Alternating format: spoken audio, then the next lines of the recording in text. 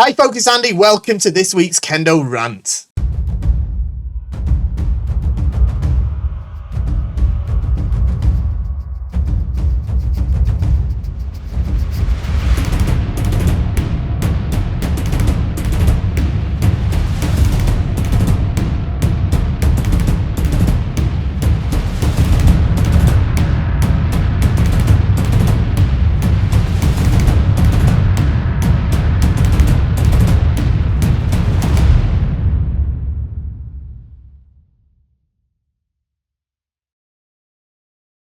Okay, so here we are back again for another episode of Kendo Rant.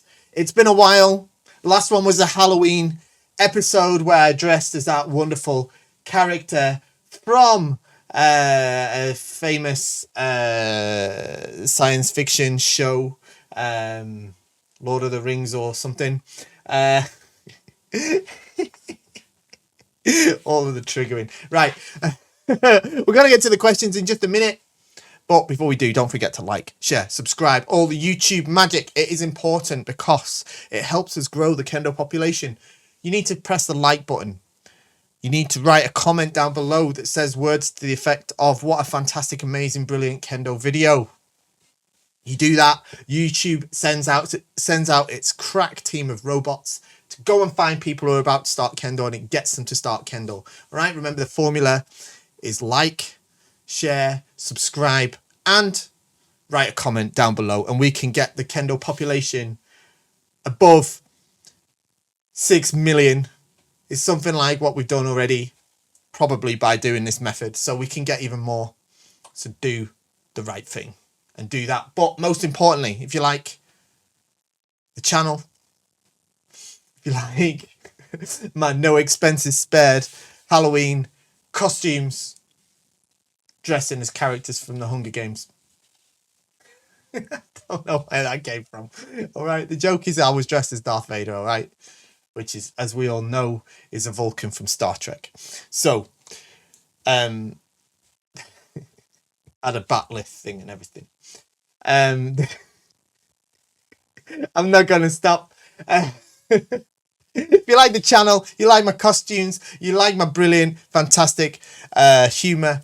Like the videos that we put out, you like the instructional content, you like Kendo Rant, you like everything that we do, then shop at KendoStar.com. You'll become even happier because you'll get the best Kendo equipment in the galaxy, universe, multiverse, history of the human race, everything that's ever existed, ever since and ever that will be. Shop at KendoStar.com. It's my website, it's my company. Of course, I would say it's brilliant, but everybody agrees with me. Again, you will extend your happiness by shopping at KendoStar.com because it's the best service, best equipment. All right, and you get this channel, you get to see me dressed as Gandalf, whatever it was, and and you get this show. All right, everyone's a winner. That's the truth, baby. I think that's how it goes. Okay, so let's get to the questions. I'm all excited because it's been a bit of a time. It's been over a week since I last did a show. I didn't get to do one last week. All right. I've got all these questions. Where's my little search bar? There we go. Got all these questions. We're going to get to them. Didn't do a show last week. I was in Tokyo, Japan. I was there for a special event. It was a bit on the down low. I'm not going to lie. Kept it a bit secret because I wasn't sure how it was going to go. I wasn't sure how the event was going to go. I wasn't sure if the event was going to be good or not, whether it was something I was going to want to talk about or not, whether the results of the event were going to be something I was going to talk about or not. But it was all a success. It was all great. Great event. It was called Kenkaku, a new type of Kendo event. I'll give you more details on it. I'll do its own video. I'll do a video about the Kenkaku tournament itself. And how I got on in it. I did pretty well. I won. So that's cool. But it's not like a tournament. It's a taikai. It's different. All right. It's different. There'll be a whole introduction on that. I haven't got any video footage of it myself, but it was filmed specifically for YouTube. It was basically an event for kind of Kendo YouTube people. So I was there with other Kendo YouTubers. Obviously, all of the others were Japanese ones. I was the only one there from abroad. So it was kind of cool. It's good to mix with the other sort of YouTube creator community that are in the Kendo sphere from Japan. I've met some of them before, but it was good to meet some of the others. Good to have some Shinai. It was all good. All right. So when that video comes out, I'll introduce it on the channel here. We'll talk about it more at that point. All right. But it was fun, and that's why we didn't have a show last week. So let's get to these questions. We've got plenty to get at. All right. And yeah, we've got plenty to get at. If I go like that, it looks like there's not many, but there's loads. Look at all that. But let's get to it, all right? It might be a bit of a quick fire day, all right? Well, let's see. I'm in a talkative mood. So who knows? Who knows? Get yourself a cup of tea, a cup of coffee, glass of whiskey. I don't care. Do what you need to do to prepare yourself. Sit down, strap in. Here we go. What a great Kendo video. This guy knows. This guy knows. I had a follow-up to the knee down with a leg injury question. Usually I don't have a terrible issue with showing proper zanshin after a strike, but I occasionally fight some very fast teenagers. And when I perform ojiwaza, let's say kote suriage men, it's difficult to pass by or redirect my momentum, possibly because they're smaller than me, so the techniques are very small. Usually we just collide. I had a few that one of my senseis said were good, but they wouldn't award an ippon because I hit it on the spot. I'm confident I did at least a few with Fumikomi. I struck the target with the Monouchi and had a reasonable Kikentai Ichi. Is there a different form of zanshin or a better way I can sell the strike when I'm struggling with distance, or should I not bother selling the strikes that are close like that? Thanks so much for all your Kendo advice. Okay, so first and foremost, you don't want to be trying to sell strikes that you don't think were worthy of ippon for a start. Okay, you're just wasting your time. You're probably going to set yourself up to get hit. But how do we do zanshin for ojiwaza, especially against smaller, faster opponents? You don't want to go through. God, I would love to purge that word from the Kendo sort of vocabulary. All right, you don't want to be like, pam pam man, I'm off. See you later. Bye. Yeah, you don't want to do that. All right.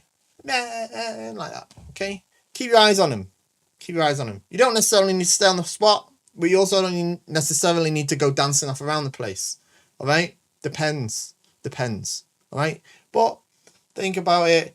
You're doing suriage, pam pam this way. Keep your eyes on him. Yeah, pam pam this way. That way you can use your footwork a little bit to kind of get a bit of distance if you want to. Go backwards a bit if you've got space behind you. Fine. Keep your eyes, keep your attention focused towards your opponent. That's what zanshin is.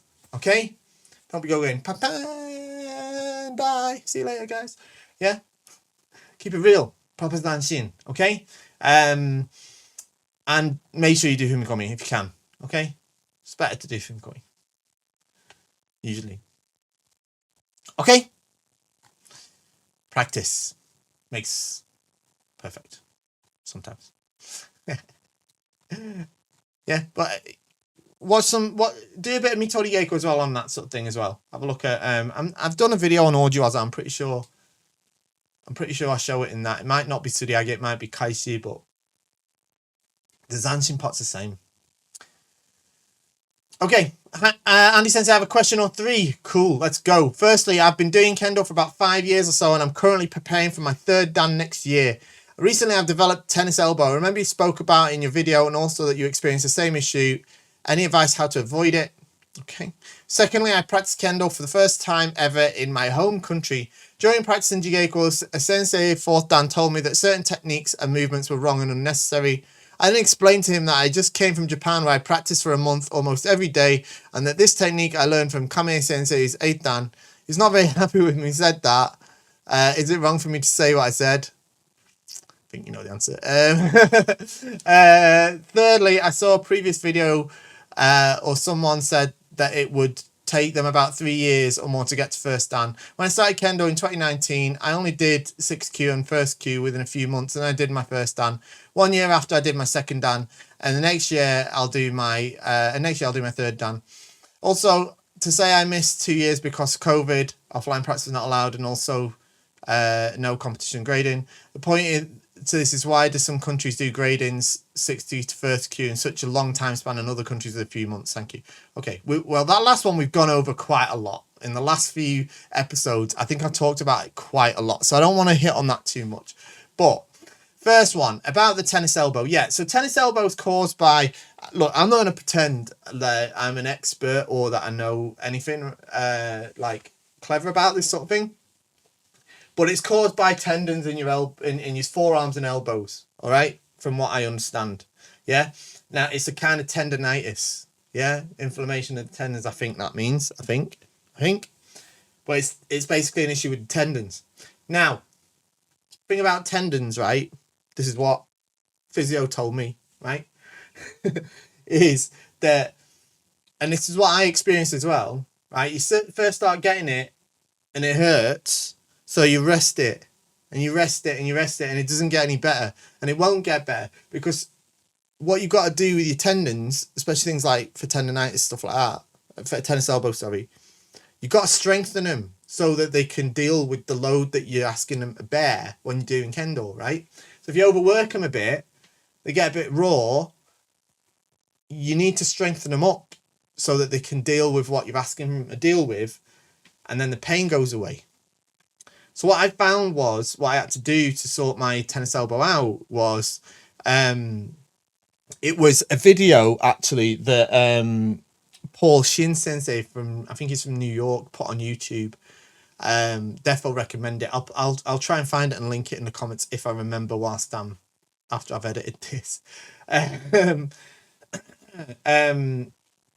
If not, like, search Paul Shin tennis elbow. I'm sure it'll come up. I'm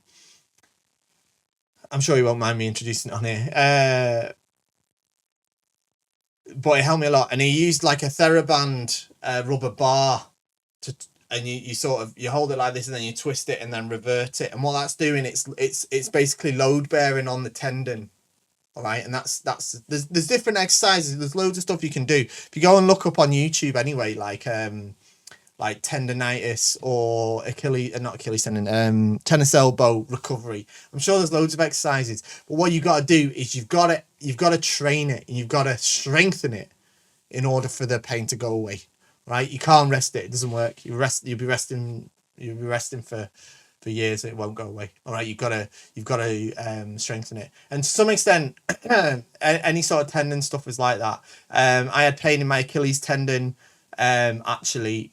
Until very recently, it was kind of freaking me out. I had this sort of visions of me doing the big Achilles tendon rupture.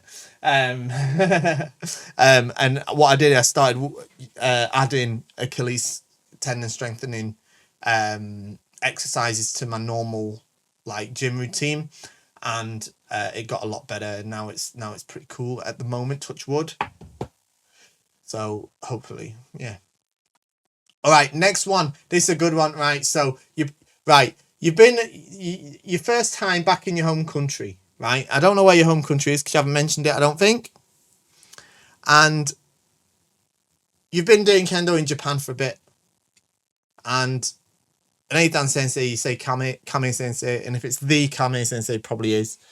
Yeah, we're talking about a pretty big dog there, right? It's giving you a bit of advice, told you a few things. What you don't want to be doing is going places, whether it's in your own country or a different country, and then being like, especially your like second dan, right? Not that it's really about dan grade, but I mean, that's the sort of level of experience you're at. Going around then saying to everyone like, you're all wrong because I've been in Japan and I know better. Not that I'm saying that's what you're doing, but that's how it comes off a bit, right? Someone who's senior to you anywhere comes and tells you something, just say hi. Hi, okay. And while you're with that person, do what they say. And if you don't like it, then don't do it around them, you know. But don't start kicking off. You know, the amount of time you wouldn't be, you know. I'm saying this because it's probably the sort of thing I'd have done when I was young and stupid. Not that I'm saying that's for you all, but I was. You know, I first went to Japan and I came back and was like, I've been to Japan, so I know everything now, and all these guys know nothing. Especially since I'm like third dan, so it's not like I'm a beginner. Third dans are beginners. I know that now, but not beginners, but relative beginners. It's just the point where you like I talked about the Kendo Dunning-Kruger effect, right? And like third dan is like the peak, where you're like you think you know everything and you know nothing.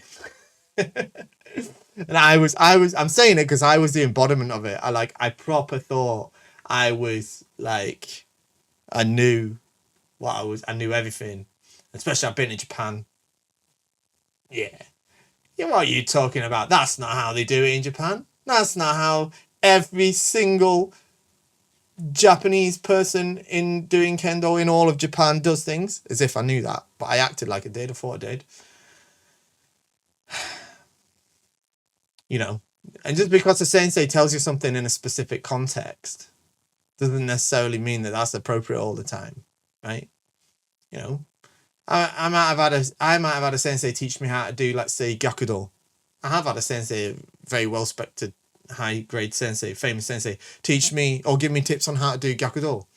Would I do it against another 8th dan sensei? Nope. Nope. Because it wouldn't be appropriate. All right. And if I did and I got chewed out for it, then I'd deserve it. All right. So, look. I'm not saying that you're right or wrong on this situation in what your point is about whether the techniques or movement or whatever were wrong or unnecessary. I'm not saying which one of you is right on that. What I'm saying is what you don't want to do is turn around and be like, well, actually, you know, I'm not saying that's how you did it. But it comes off that way. Trust me, some little third dan come up to me. If I said something, some little third dan or whatever come to me after I went to the effort of trying to help him by giving some advice, and they turned around and said, well, such and such sensei says this. I'd be like, right, get out of my sight. Let's go away. Whatever, pal. You know. But, you know, that's my thoughts on that. Look, about this thing, about like I say, I'm not saying you did it with any sort of malicious intent, right? But it's better to act humble, all right?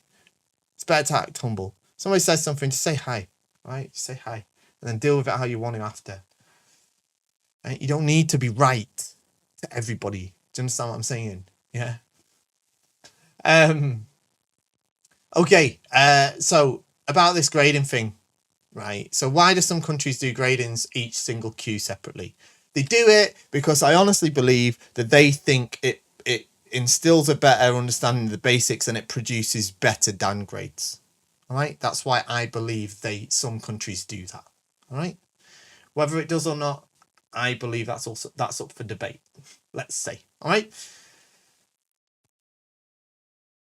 It's not. I personally don't like that system. But I understand why they want to do it. All right. So I'm not saying necessarily wrong for doing it. I just, in my experience, I haven't seen enough of an benefit to doing it. But it is what it is.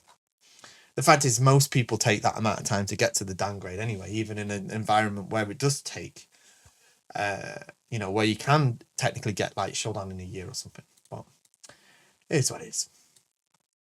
Hi Fish Sensei, I have a question for your next Kendo video. Well, here we are. My club is quite young, so a few of our higher graded members will be going for their Shodan next year. After that, I want to support them to get their L1 coaching qualification so they can help support the club or even lead the odd session if I'm ill or something.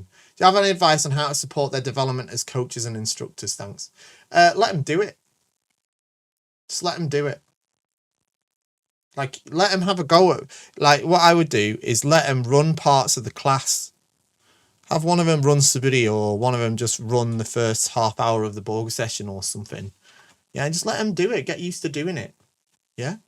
And then ask them afterwards if they need any support, if they've got any questions. I think that's the best thing you can do. I don't think there's a formula to it. You know, some people will be better at it than others, obviously. But it's something like anything else. People just need to get used to and practice. So, next one, just a tiny question. I'm about to start Kendo, and I was wondering if in a match when the Shinai clash, if the opponent applies too much pressure, may I slide my Shinai past his and perform a strike? I'm terrible at explaining what I mean, so I apologise for any confusion. You've explained that perfectly. I know exactly what you mean. And yes, it is perfectly acceptable and often a good strategy to do that. Okay, next one. After striking men, is it okay to move yourself slightly diagonal from your opponent in order to cleanly pass through? There it is again. To express zanshin. You're pushing my buttons here. As long as it's still one fluid motion. But then sometimes I just collide and get into tayatari, or I break my opponent's kama and sort of push them as I try to complete the cut. Thanks in advance.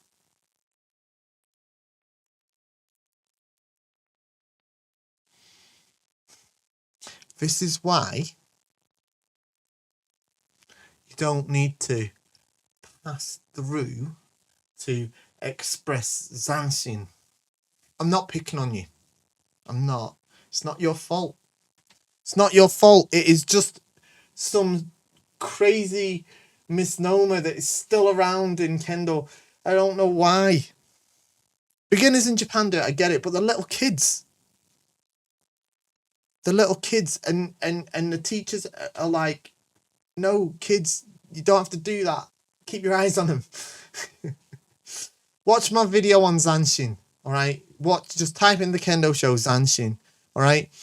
Because of course, they're not going to move out of your way like they do in Kihon. So you're going to bump into them or get stuck and start going like this, trying to get past them while they're pushing you back, and you're kind of stuck like this. And it looks like, you know, two drunk elephants sort of not sure if they're fighting or having a cuddle. Let's not do that.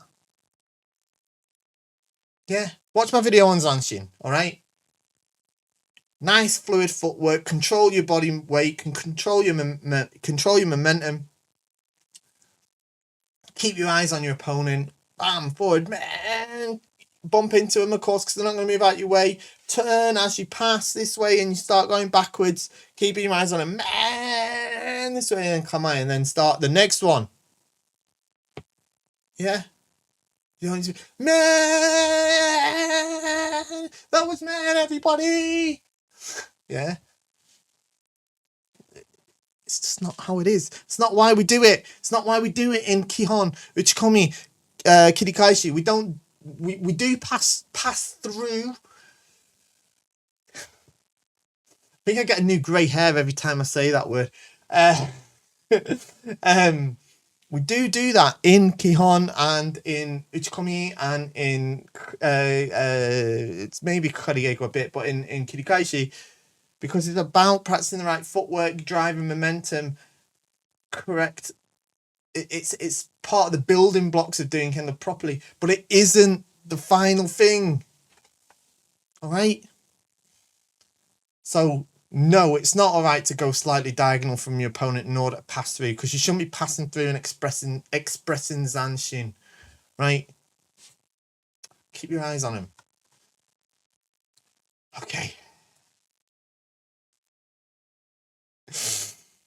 Healthy Sensei, as we know, white Borger is a pain in the eyes to keep clean and maintain. But what about white accents on regular Borger? You should have told me that. I'm supposed to censor this stuff, right? You know, nearly got me saying a naughty word there. If you had white Kazarito on a Borger, do you think it would bleed indigo all over it, rendering it a waste of money? Or is it just a rare fashion choice? Right, okay. So, white Borger is a bit of a pain to keep, not a bit, it's a pain to keep clean, right? I don't recommend it. I do not recommend it. Let's put it that way. That's a whole new story, new rant topic. That, but if you look, you could have white Kazarito. I've seen it once or twice. It goes dirty real fast. It sort of yellows and it gets all smudged and brown from sweat, and it looks gross after a couple of years. It's not worth it. The only white now there is a white accent that I do like, and it is called a yabane. It's like a little like V-shaped arrow stitching that goes in the Kazarito, and you can have it in all different colors. White is my favorite. Right, so I actually do sometimes use a white yabane to have a sort of white accent. But other than that tends not to get too dirty because there's only little tiny stitches. You don't want white Kazarito, trust me. It'll look rubbish. All right, it won't look as good as you might hope it would. Okay. Sorry. Saw a white door once. That was pretty cool though. Hi Andy, 2 quick ones if I may. During Kirikaishi, after the last Sayumen and before the second and the last Shomuchi. So you do the last Yokomen here, and then before the second and the last Shomuchi, should Kakarite step back only to his Isokuito distance and strike Shomen directly, or should he step back to Toma and move forward to his Isokuito before striking Shomen? I've seen both being taught and I see pros and cons for both ways. Haha, that's a good question. Second one, in Shiai before Hajime, should the Shiaisha's foot be just before the white line or any reasonable distance is acceptable as long as you don't cross it?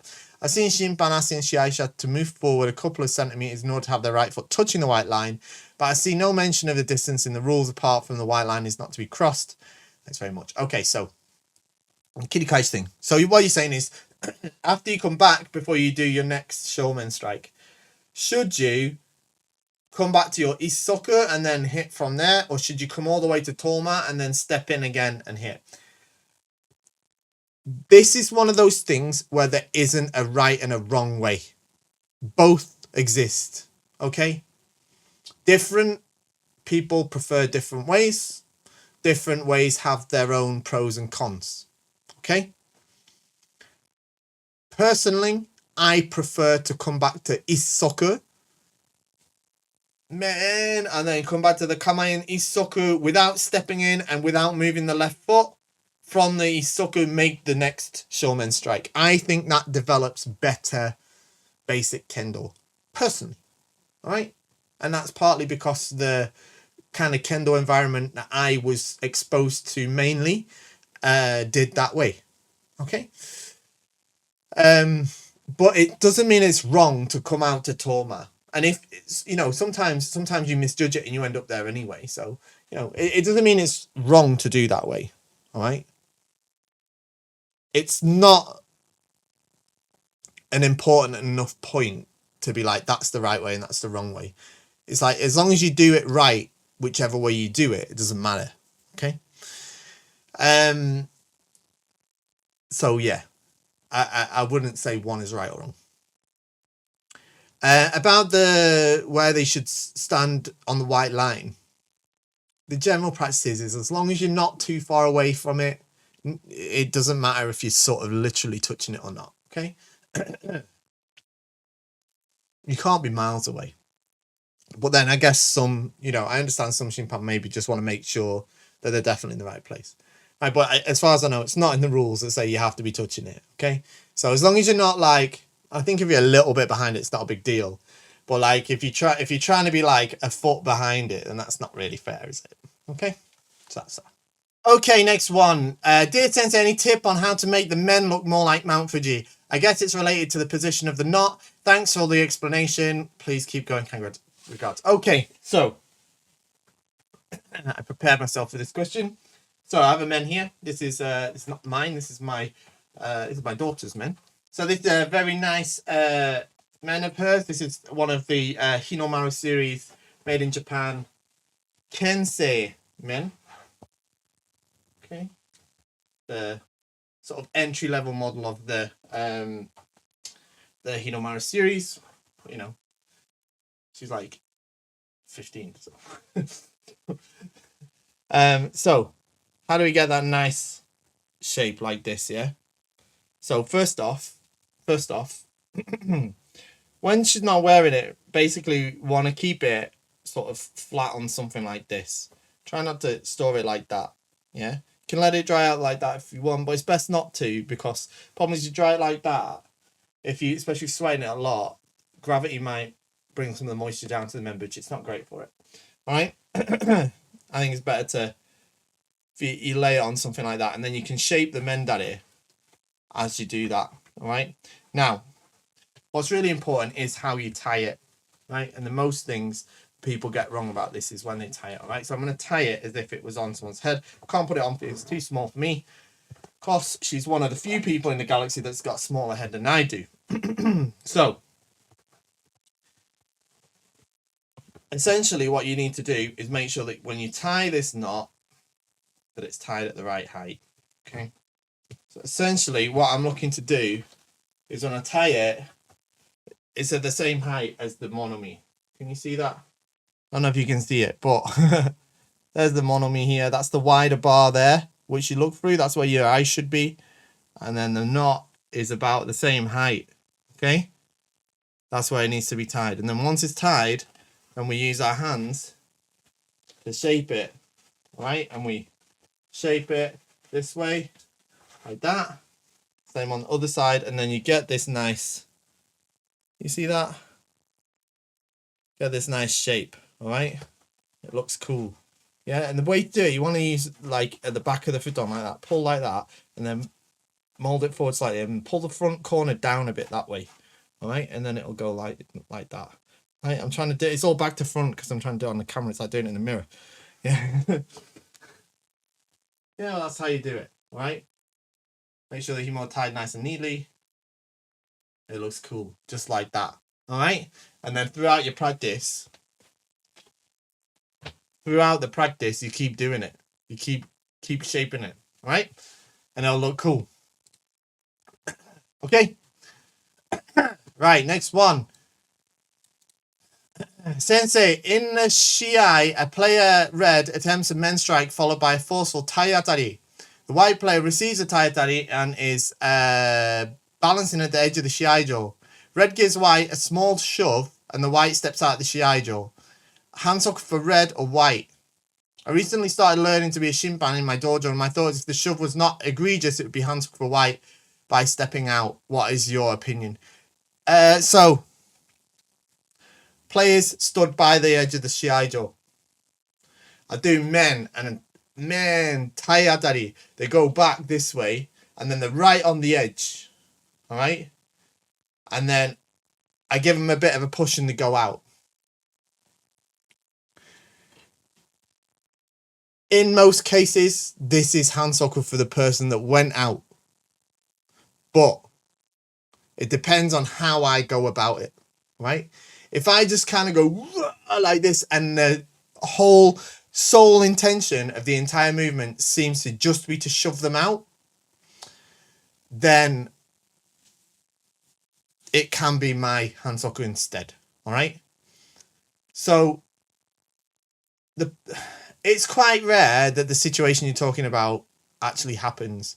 What's more likely is they're stood by the edge of the shiaijo already. I hit men and then I do a taiatari and they go out. Right? In that case, it's almost 99% of the time it's going to be their hansoku. Right?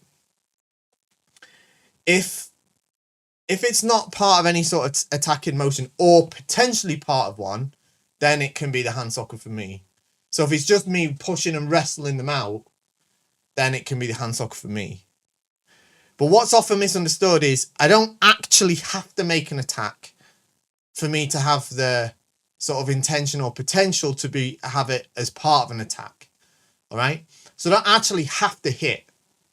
Right. So for example, if they're we're in Subsidiary, they're by the edge of the shiaijo, I could give them a strong shove because I might use that as a kind of kuzushi to hit. But in the meantime, they go out and then the shimpan says yame. So I don't actually make the strike. That's hansoku for them still. All right. if I was just like, let's say a foot away from the edge with them, and I just wrenched them out like that, and then after I did it, I just turned my back and walked away, like there was no sort of intention towards the opponent, then it can be the case that it's decided hand soccer for me. It's quite rare, right? When it's the case, like you say, where I do, let's say I did the hit and then did the tire daddy, they went back and they ended up on the line. If I went to push again, a good Shinban will stop the Shiai there before the other player goes out. Okay? Because it's starting to get dangerous. Yeah? Depends, though. Depends. It depends on the situation. Could play out differently in real life. All right? Hi Andy, I recently came across an older post by a respected Kendo teacher who said that he does not almost no preparation of new Shinai other than allowing them to acclimatize to local conditions for about 6 months. This surprised me as I was taught a careful process of disassembly, shaving or sanding the individual stays, oiling and waxing. I suppose that I should have expected that, like so many other parts of Kendo, there are a number of different opinions. At the risk of sparking controversy, I wonder if you could share your personal preferences on processes regarding preparation of new Shinai. Thank you. Okay. So, it depends on the climate that you live in, right? If the climate is particularly dry, then it's definitely a good idea to give the Shinai an oiling before you use them. At the very least, you should give them a week or two in the climate that they've arrived in before you start using them. All right? And if you don't, give them an oiling first. Yeah? You're never going to harm the Shinai by giving them a coat of oil. Let's put it that way. All right? It definitely can help it.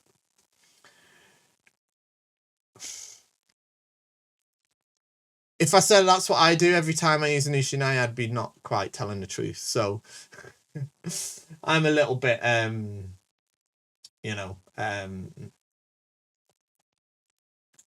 lazy on that front. I tend to just, I'm in the UK and our Shinai are generally in the UK, so they're already acclimatized to the UK weather for the most part. So I tend to just take them straight out of the packet and start using them. Having said that, I've talked about this before. The biggest cause of Shinai breakage, some of you are not going to like this, is incorrect usage. All right? When I say incorrect, I don't mean like you're using it for baseball. I mean like it looks like it sometimes, but I mean you're not the biggest cause of Shinai breakage is incorrect or underdeveloped tenuichi. Okay? It's not using the Shinai effectively. Higher level or good Kendoka tend not to break Shinai that often. Okay? Because if you're using the Shinai with your left hand, if that's doing most of the work, then the Shinai will bend across its entire length. But if you're using your right hand to bash away, I know some of you like that,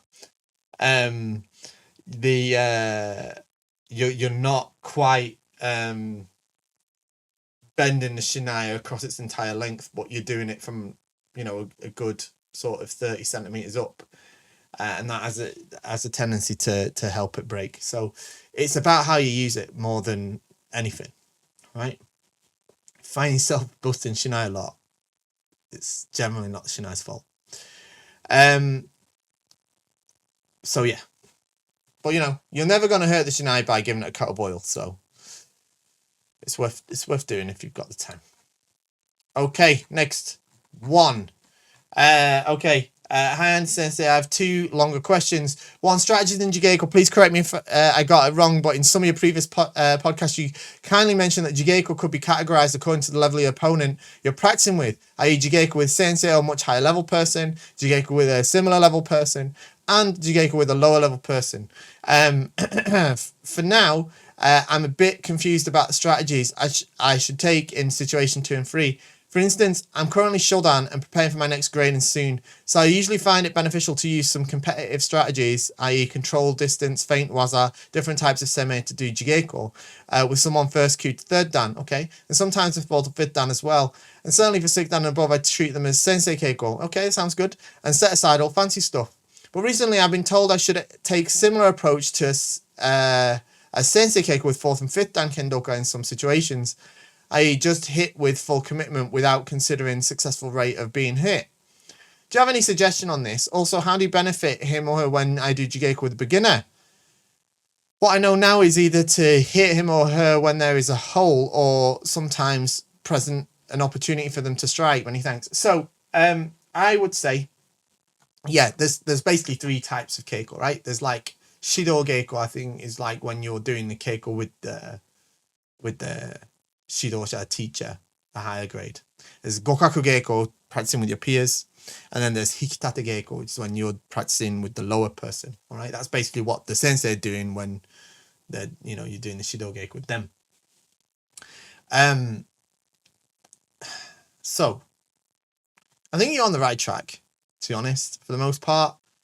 And I think whether you should treat the keiko with the fourth and fifth dan people as like keiko with the sensei or keiko with the peers depends on your relationship with them, to be honest, and how you sort of feel that they sort of are most comfortable doing keiko with you. Are they trying to do a kind of hikitate geiko with you? Try to read that, and if they are, then engage with them on that side. Yeah. Or are they trying to do a more sort of gokaku geiko style keiko with you? And if so, then do keiko in that regard. All right. So just use your brain and eyes a little bit as you're doing it. I think that's fine. Okay. When you're practicing with juniors or lower levels, I think you're doing the right thing as well. Just, hit them when you see a clear opportunity. Don't beat down on them, and try to present sort of an opportunity for them to strike and try to increase their ability as well. But at Shodan, you don't need to worry about it too much. Just don't beat them up, Next one, how do you do competitive kendo? I'm currently 34 years old, working 9 to 5 full time, doing around twice kendo per week. I passed my Shodan earlier this year, and I'm soon to take my Nidan. After that, I'd like to set my goal for the next few years as becoming more active in competition. I understand it might be difficult for me to be in the national level considering my age, but I just want to see how these things go. Would you kindly provide some advice on how to achieve this? Thanks. So it depends what you mean. I think if you want to seriously compete at a competitive level, seriously, challenge national team level, and if you, obviously you got a full-time job, but then most people do, most national team members, they've also got a job, then it's going to be tough with only twice a week training, but it's not impossible. Depends where you are, what country you're in, I don't know. But you're going to need to supplement that training, aren't you? So fitness training, physical training, and Mitori Geiko. Make sure you do loads of Mitori Geiko. And the real important thing, I think, is you're going to have to get an understanding of what competitive high-level kendo looks like, namely from Japan. Understand that image and try to emulate that, copy that in your own practice. And the last thing I'd say is it's very easy once you get to Nidan, Sandan level to think that you've mastered the basics, and you by no means have. All right. The best way to be competitively successful, well, it involves lots of things, but the first and probably most important one is to have good technical ability, and that means a good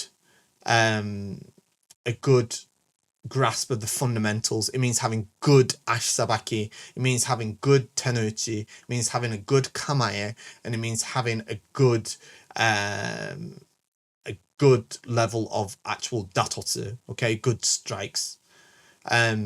So you need to always keep on top of that and always be improving it if you want to be successfully competitive Things like learning different types of techniques, different waza, different strategies. That's stuff you can learn. That's no problem. But training to your body, like to do the fast hit skate with your left foot, making sure that your hips are engaged when you're striking, making sure that you're using your hands properly to have the good tenuchi with crisp saet. This stuff has to be trained to your body, and it has to be muscle memory. And without that, you've got no hope in competition. All right. So that's my first and foremost advice. All right. Make sure you get that stuff nailed. Last one. Hi, Andy Sensei. Question: if a player strikes kata de men left hand, would his left kote become a valid target? Would his right kote be still valid target whilst performing kata de men? All this disregarding the technique of the kata de attacker. Thanks. Okay. If the person's not in Chudan, then both kote are a valid target. Okay. Now, how you would hit either kote when somebody's like doing kata de men, especially as 90% of the people that try to do kata de men do it like this. Right?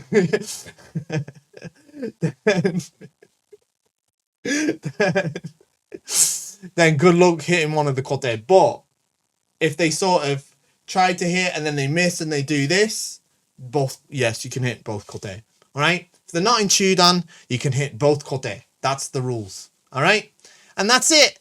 Here we are at the end of another fantastic episode. I know it was a long time since the last one. I missed you all. I'm sure you missed me as well. Don't worry. We'll be back next week with more fantastic questions for Kendo Rant. Don't forget to like, share, subscribe. Send out those YouTube robots to get more Kendo people. Shop at KendoStar.